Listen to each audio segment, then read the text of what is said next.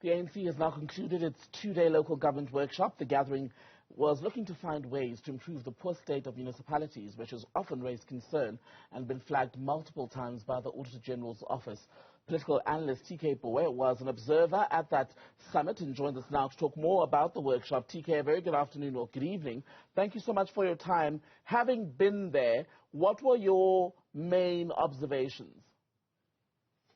Oh, well, I think, look, it's what everybody generally knows, namely that local government has become the primer for how people view the ANC, and the fact that I think the understanding, and I have to say this, I've been quite slow to understand this, that people now view and understand that everything that happens, how government plans happens there. So this reality that, look, they do need to tackle it or risk what they've sort of seen throughout the last elections, that it is possible for people to move away from them, especially at local government level, and that they've not really been quite ready for what that move means for them internally as a party, and also maybe for how they view the projection going forward. How do you then explain the lack of preparedness for an organization that's basically been in government in this country for almost 30 years and has always taken pride in setting out plans for what it wants to do for the country? I mean, at one point, the ANC slogan was a better life for all, but you clearly do not see that in every community in this country. Well, you have to actually look back when local government elections started and the conceptualization of it. I always make this point that when it started, the ANC did not give its best and brightest. In fact, I still argue that is still the case. For most ANC comrades, you know, the future, or what they believe to be a healthy future, still lies with the fact that they want to go to provincial, then they want to go to the National Assembly. There's never been a concerted effort to say, listen, let's actually build, starting from the branch level to the point of municipal councils. Let's actually get our best and brightest there. Let's make sure that when they do well there, that's how we judge whether they should go up or not.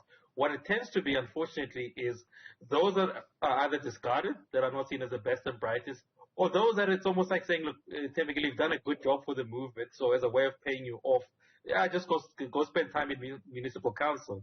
And now that attitude has, over the years, produced I'd say, an environment where performance, vision, and you actually bringing, you know, economic development and, you know, a bit of democracy down to local level is not really concerned. It's not something a concern of the ANC.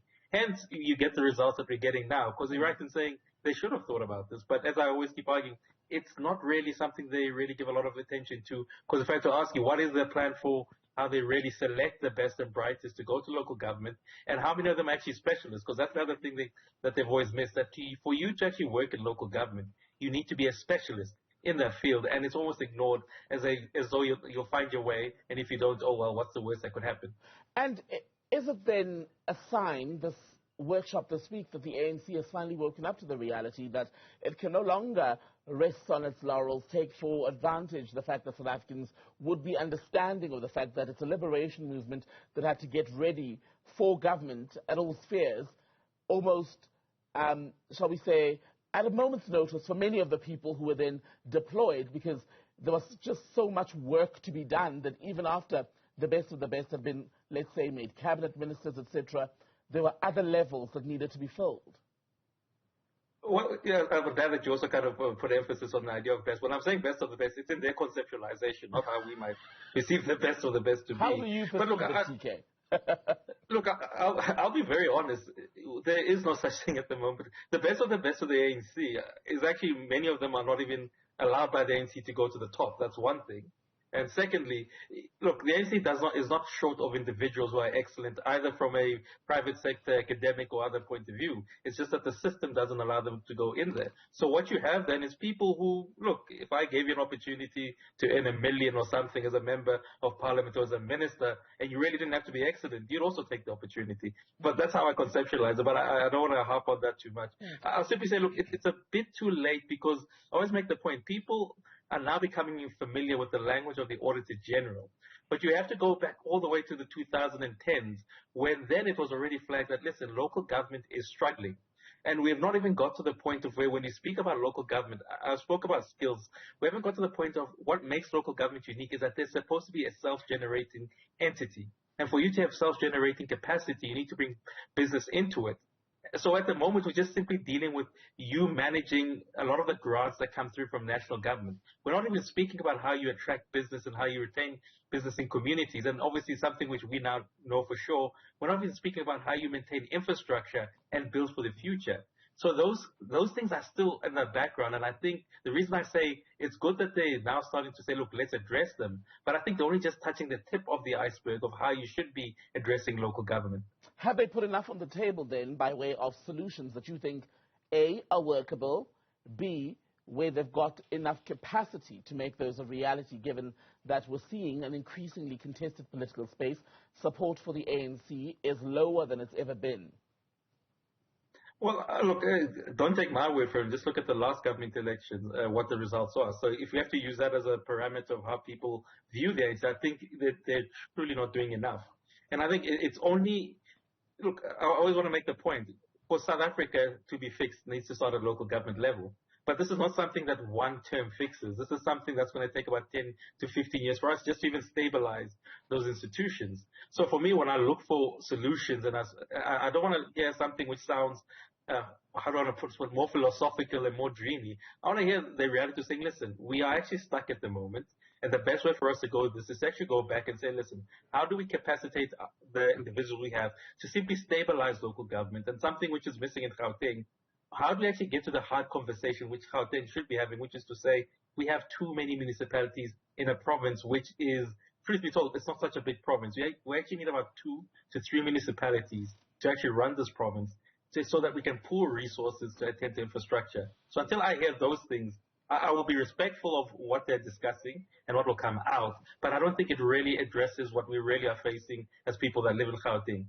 Part of the issue at local government level now is what we are seeing, the rise of coalition arrangements, especially in the bigger municipalities, the metros. Fikile Mbalula said where those arrangements are not working, the party needs to relook them. How do they begin to do that, considering the change in the mood of the voters in the country, at least based on the last 3-4 elections?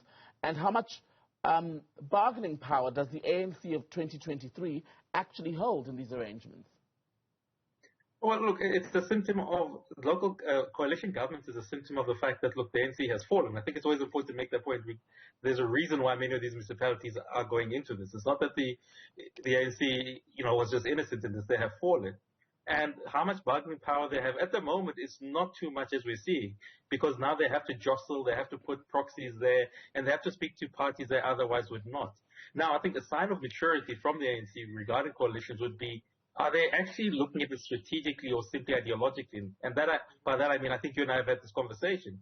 If they were looking at it strategically and they had you and I in mind, they should be open to having a conversation with parties like the Democratic Alliance, because it's always easier to manage 2 in a relationship as opposed to having a multitude. Now, I'm not hearing those conversations coming out. What I tend to hear is ideological lines and more pragmatism, pragmatism at the expense of stability. So there'll always be compromise when speaking about coalition governments, because I think it's not strategic. Strategic to them, yes, politically, but not strategic to them so that we as the voters start saying, oh, wow, look, they seem to be singing a different song. Let's now think maybe we can actually start trusting them so that they're more humble. Because it's always, look, how do we gain power? But never how do we gain power so that we can actually show that, listen, we've actually been here rehabilitated and we want to do it better.